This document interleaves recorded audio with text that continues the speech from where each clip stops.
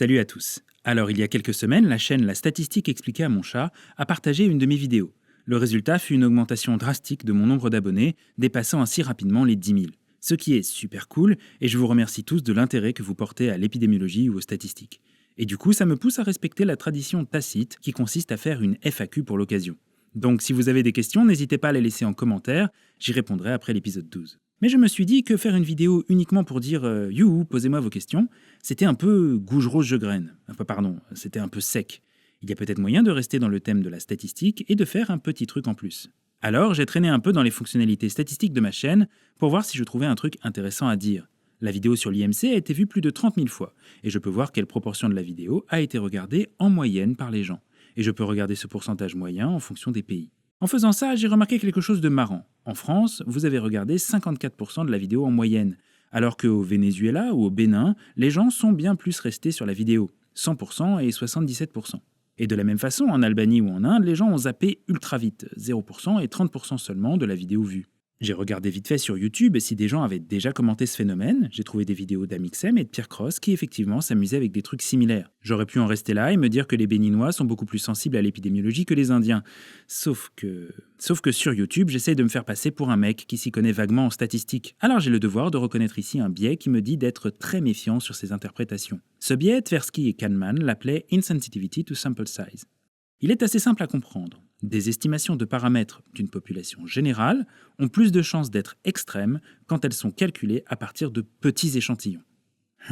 Prenons une boîte dans laquelle je vais mettre des pierres de Go. Je mets 60 noires et 40 blanches. J'ai donc une proportion de 60% de pierres noires dans cette boîte. Cette proportion, c'est un paramètre, et la boîte, c'est ma population totale. Maintenant, imaginons que j'ai oublié quelle est la proportion de pierres noires. Si je les compte toutes, je vais être parfaitement précis et je vais tomber sur 60% pile poil, pas de problème. Mais admettons que j'ai la flemme de recompter les 100 pierres. Si j'en tire un échantillon, 20 pierres au hasard, je vais avoir une nouvelle proportion qui peut me servir d'estimation de la proportion réelle de ma boîte. Et on devine aisément que ça ne sera pas exactement 60%, ça va être moins précis. Là, par exemple, j'ai 50%. Bon, je peux le faire plein de fois et ça va tomber à chaque fois pas loin des 60%, et on sent instinctivement qu'il y a très peu de chances que je tombe sur 95% ou 5% de pierres noires. Si je décide d'en tirer 50, non seulement je vais être plus précis, ici j'ai eu 54%, mais en plus sortir des pourcentages extrêmes sera vraiment super improbable. Alors que si je décide d'en tirer très peu au contraire, je vais être méga pas précis. Genre, si j'en tire 2, j'obtiens un peu n'importe quoi, 100%, 50%, etc.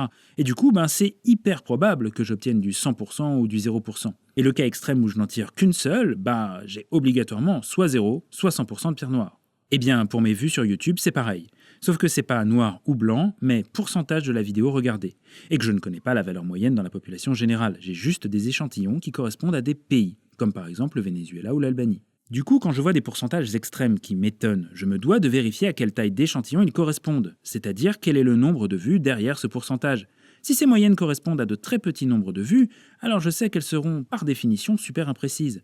Par hasard, ça peut tomber sur la moyenne de la population totale, certes, mais il n'est pas improbable du tout d'obtenir des résultats extrêmes. Je vérifie, pour l'Albanie et le Venezuela, une seule vue, CQFD.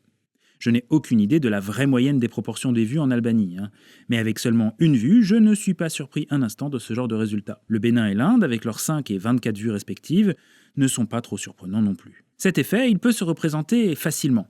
Si on fait un graphique type nuage de points, en ordonnée on met le pourcentage moyen de vues, et en abscisse on met la taille de l'échantillon. Ici c'est le nombre de vues. Chacun de mes points sera alors un pays. On peut prévoir que pour des échantillons tout petits, on aura plein de résultats un peu partout de 0 à 100%. Puis petit à petit que l'échantillon augmentera, la variation du paramètre va diminuer et se resserrer autour de la valeur moyenne de la population totale. Ça formera ce que l'on appelle un funnel plot.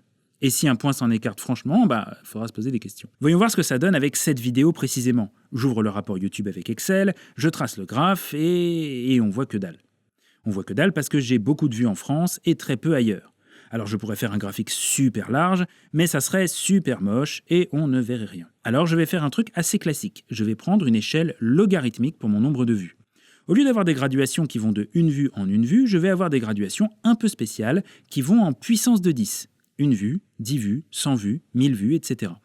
Et là, hop, on voit exactement ce qui était prévu. Les tout petits échantillons ont toutes sortes de pourcentages moyens, de 0 à 100%, et on a l'impression que ça fait un peu n'importe quoi. Et puis, progressivement, plus le nombre de vues augmente, plus les pourcentages moyens semblent se resserrer autour d'une moyenne, un truc genre 50 ou 60%. Sous l'hypothèse que dans tous les pays du monde, les gens ont eu autant tendance à rester sur la vidéo, eh bien, aucun pays ne semble avoir des résultats vraiment très étonnants, en tout cas à l'œil. Et ça, vous pouvez le garder en tête quand on vous parle de moyenne, de somme ou de proportion. Dans des tout petits groupes ou des tout petits échantillons, eh ben, des valeurs extrêmes qu'on a très envie d'interpréter ont de bonnes chances d'apparaître de toute façon. Et pourtant, il n'y a rien à en dire. Et même avec de plus grands échantillons, parfois une différence peut s'expliquer par la simple imprécision de l'échantillonnage. Pour prendre ça en compte, on fait des tests statistiques, des intervalles de confiance et autres réjouissances qu'on aura l'occasion d'aborder. Et des funnel plots dans le même genre sont couramment utilisés en médecine dans certains domaines, notamment celui des méta-analyses. Voilà, du coup pour la FAQ, laissez-moi des questions en commentaire ou sur Twitter, et moi je vous dis à bientôt. Salut!